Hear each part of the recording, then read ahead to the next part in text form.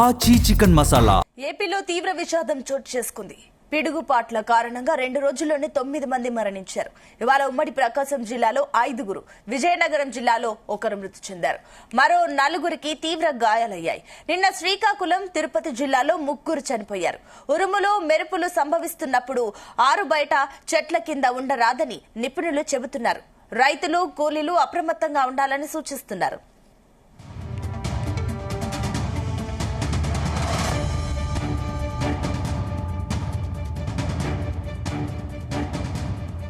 ఏపీలో రానున్న 2 రోజుల్లో వింతైన వాతావరణ పరిస్థితులు నెలకొన్నట్టు సమాచారం. ఒకవైపు భానుడి భాగభాగాలతో జనం అల్లాడుతుంటే, మరోవైపు అకస్మాత్తుగా పిడుగులతో కూడిన వర్షాలు కురిసే అవకాశం ఉందని అటు రాష్ట్ర విపత్తుల నిర్వహణ సంస్థ హెచ్చరించింది.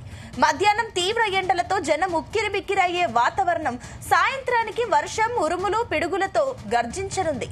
దక్షిణ కోస్తాంధ్ర, పశ్చిమ మధ్య బంగాళాఖాతం మీదుగా కొనసాగుతున్న ఉపరితల ఆవర్తనం, అలాగే రాయలసీమ పరిసరాల్లో విస్తరించి ఉన్న మరో ఆవర్తనం కారణంగా ఈ మార్పులు చోటు చేసుకుంటున్నాయి.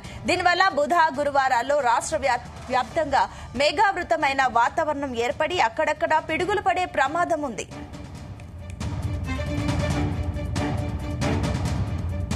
ఇక ఉపరితల ఆవర్తన ప్రభావంతో ఉత్తర కోస్తా, మన్యం ప్రాంతాలైన శ్రీకాకుళం, విజయనగరం, పార్వతీపురం మన్యం, అల్లూరి సీతారామరాజు, అనకాపల్లి, కాకినాడ, తూర్పు మరియు పశ్చిమ గోదావరి జిల్లాల్లో కొన్ని చోట్ల పిడుగులతో కూడిన ఓ మోస్తరు వర్షాలు కురిసే అవకాశం ఉంది. ఏలూరు, కృష్ణా, ఎన్టీఆర్, గుంటూరు, బాపట్ల, పల్నాడు, ప్రకాశం, నెల్లూరు జిల్లాలతో పాటుగా అన్నమయ్య, చిత్తూరు, తిరుపతి జిల్లాల్లో అక్కడక్కడ తేలికపాటి వర్షాలు పడవచ్చు. అయితే వర్షం పడే సమయంలో పిడుగుల పట్ల ప్రజలు అత్యంత జాగ్రత్తగా ఉండాలి. వర్ష సూచన ఉన్నప్పటికీ కొన్ని ప్రాంతాల్లో వడగాలుల తీవ్రత తగ్గదని అధికారులు పేర్కొన్నారు.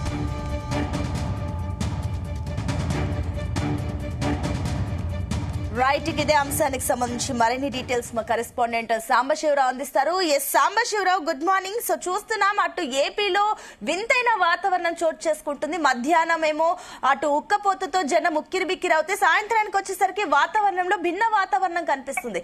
ఏంటి ఈ చేంజెస్ కి గల కారణాలు ఏంటి? వాతావరణ నిపుణులు ఏమంటున్నారు? Good morning Sunitha. మీరు చెప్పినట్టుగా ఆంధ్రప్రదేశ్ రాష్ట్రంలో వింత వాతావరణం నెలకొనుంది. దీనికి తోడు విషాద సంఘటనలు కూడా చోటు చేసుకున్నాయి. పిడుగుపాట్ల కారణంగా 2 రోజుల్లోనే 9 మంది మృతి చెందడం జరిగింది. ఉమ్మడి ప్రకాశం జిల్లాలో 5, విజయనగరం జిల్లాలో 1 మృతి చెందితే మరో 4కి తీవ్ర గాయాలయ్యాయి.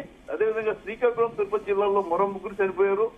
ఉరుములు, మెరుపులు సంభవిస్తున్నప్పుడు ఆరు బయట చెట్ల కింద ఉండవద్దని విపత్తుల నిర్వహణ సంస్థ పాటు భారత వాతావరణ సంస్థ కూడా నిన్న సూచనలు జారీ చేసింది. అయితే కొంతమంది దీన్ని ఊహించిన పరిణామంలో వాళ్ళు పొలాలకు వెళ్ళడం, బయట ఉన్న నేపథ్యంలో ఈ సంఘటన జరిగింది.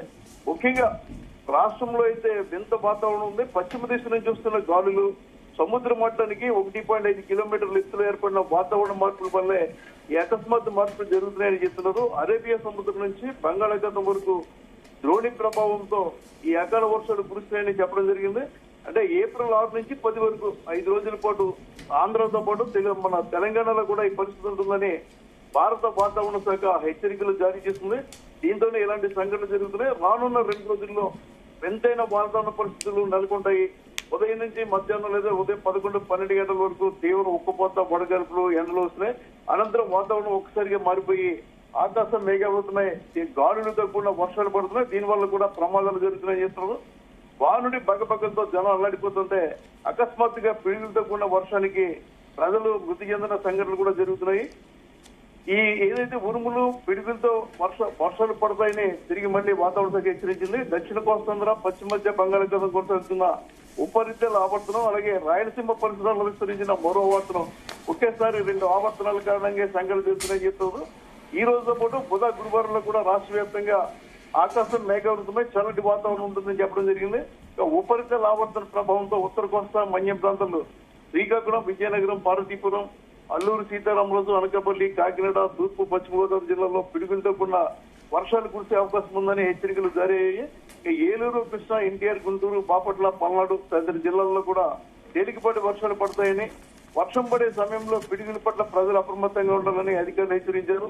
ఈ వర్ష సూచన ప్రభావం ఉన్నప్పటికీ కొన్ని ప్రాంతాల్లో వడగాల్పుల తీవ్రత తగ్గే అవకాశం ఉంది కూడా అధికారులు చెప్పడం జరిగింది. ఈ వింత వాతావరణం వల్ల జ్వరాలు ఇతర వ్యాధులు కూడా వ్యాపించే అవకాశం ఉందని అధికారులు చెప్తున్నారు. ఈ వర్షంలో తడవద్దు, అంటే తీవ్ర ఎండలో ఉండి మళ్ళీ తిరిగి వర్షంలో దొరికితే అంటువ్యాధులు ప్రబలే అవకాశం ఉందని కూడా వైద్యులు హెచ్చరిస్తున్నారు. మొత్తం మీద ఆంధ్రప్రదేశ్ రాష్ట్రంలో వింత వాతావరణం, ఒకే రోజు తీవ్రమైన ఎండ, తర్వాత వర్షం పడిన పరిస్థితులు నెలకొని అంటే సాంబా ఈ 9 అంటే జస్ట్ 2 రోజుల్లోనే 9 మంది పిడుగుల వల్ల చనిపోయారంటే కూడా ఒక రకంగా అవగాహన లేమి కారణం కూడా మనకు స్పష్టంగా కనిపిస్తుంది. అండ్ ఇంకొకటి అటు అధికారులు వర్షాలు పడుతున్నా పిడుగులు పడే ఛాన్సెస్ ఉన్నాయి, బయటకు రావద్దు, చెట్ల కింద ఉండొద్దని ఎంత చెప్పినా కూడా ఇలాంటి మరణాలు సంభవిస్తున్నాయంటే ప్రజలకు అవగాహన లోపం కారణంగా ఇదంతా జరుగుతుంది అనుకోవచ్చా? అండ్ పర్టికులర్ గా ఏపీలో ఎక్కడెక్కడ పిడుగులు పడే అవకాశం ఉందంటున్నారు? ఖచ్చితంగా ఇది అవగాహన లోపంగానే చెప్పాలి. ఎందుకంటే వాతావరణ శాఖ ఆధునిక టెక్నాలజీని ఉపయోగిస్తుంది. ఎవరికైతే సెల్ ఫోన్లు ఉన్నాయో వారి సెల్ ఫోన్లు కూడా వారి ప్రాంతాల్లో, అంటే ఒకే మెసేజ్ కాకుండా ఎవరి ప్రాంతాల్లో అయితే వర్షాలు పడతాయి, ఎక్కడ పిడుగులు పడతాయన్న సమాచారాన్ని ఎప్పటికప్పుడు సెల్ ఫోన్ ద్వారా పంపిస్తున్నారు.